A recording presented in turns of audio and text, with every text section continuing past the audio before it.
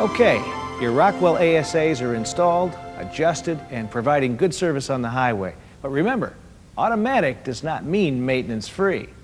So next, we'll cover minor procedures for inspecting the boot and lubricating. To keep Rockwell ASAs in top condition, follow an inspection schedule based on the strictest of 3 chassis lubrication schedules.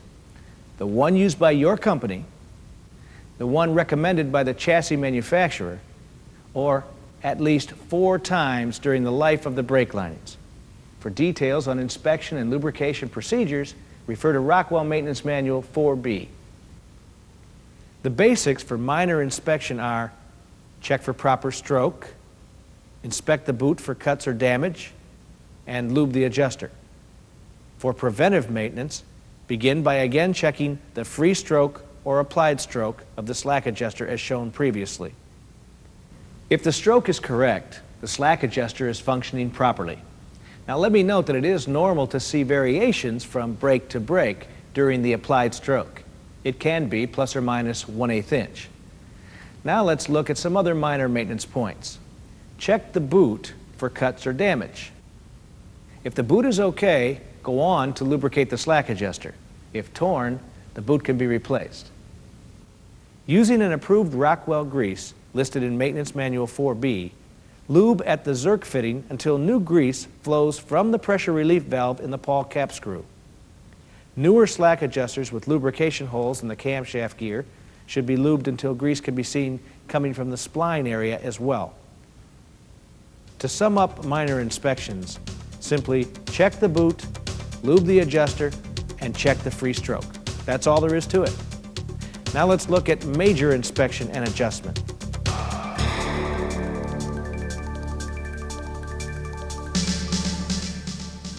When you reline the brakes, in addition to the minor checks that you just made, be sure to remove and inspect the pawl and condition of the grease inside the slack. I'd like to make one other point. It's important to note that for automatic slacks to function properly, the same lining material should be used on both brakes of the axle. To avoid damage to the pawl teeth, remove the pawl before you turn the manual adjusting nut, and don't reinstall the pawl until after brake adjustment. Check for dry or contaminated lube. If the lube is okay, then reline and adjust the brakes. Reinstall the pawl and lubricate as you did in the minor inspection.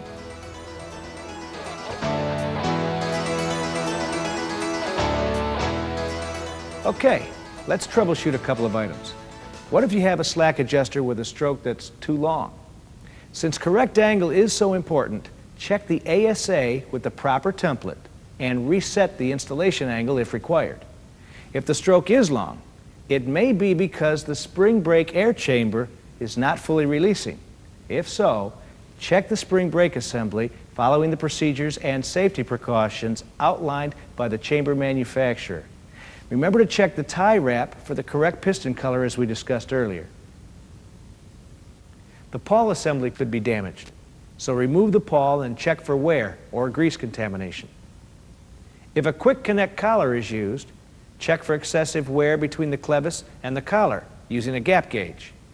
If the gap is more than 60,000ths of an inch, replace the clevis and the collar assembly with a threaded clevis. Check the jam nut on the push rod.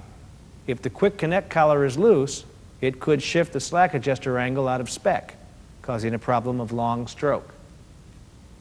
Also, with the pawl removed and clevis disconnected, check for free and easy rotation of the slack in both directions. Correct the angle by readjusting the position of the clevis on the push rod until the small pin is completely visible. Retighten the jam nut. For 1/2 inch rods, torque between 20 and 30 foot-pounds. For 5/8 inch rods, torque between 25 and 50 foot-pounds. Adjust the slack adjuster manually to the proper stroke. Reinstall the pawl assembly and torque between 15 and 20 foot-pounds. Here's a slack adjuster with a torn boot, which means that the interior of the adjuster may have been contaminated. Remove the pawl and check for contaminated grease. If contaminated, you should clean the internal parts and replace the seals. To do this, remove the ASA and carry it to a bench for disassembly, cleaning, and reassembly. These procedures are in your Rockwell Maintenance Manual 4B.